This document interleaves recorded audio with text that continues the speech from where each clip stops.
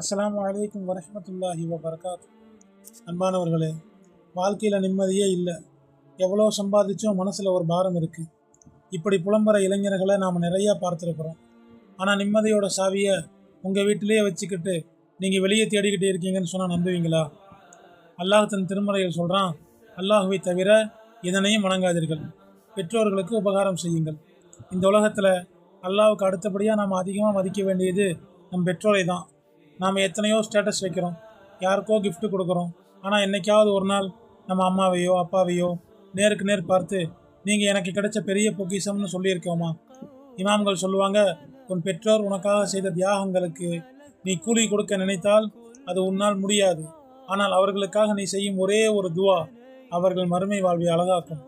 நபி ஸல்லல்லாஹு அலைஹி வஸல்லம் அவங்க சொன்னாங்க, ஒரு மனிதன் இறந்து விட்டால் அவனுடைய செயல்கள் அனைத்தும் நின்று விடுகின்றன, மூன்றை தவிர. அதில் ஒன்று அவனுக்காக துவா செய்யும் நல்லொழுக்கமுள்ள பிள்ளைகள். நண்பர்களே, அவங்க உயிரோடு இருக்கும்போதே அவங்கள அரவணைச்சிக்கோங்க. அவங்க போனதுக்கு அப்புறம் நாம் செய்கிற துவாவை விட அவங்க உயிரோடு இருக்கும்போது அவங்க முகத்தில் நாம் வர வைக்கிற ஒரு சின்ன சிரிப்புக்கு அல்லாஹ் கிட்ட பெரிய கூலி இருக்குது. இன்றைக்கி உங்கள் அம்மா அப்பா கிட்ட போய் அவங்க கையை பிடிச்சு ஒரு நிமிஷம் பேசுங்க. அந்த நிமிஷத்தில் கிடைக்கிற நிம்மதி வேறு எங்கேயும் கிடைக்காது.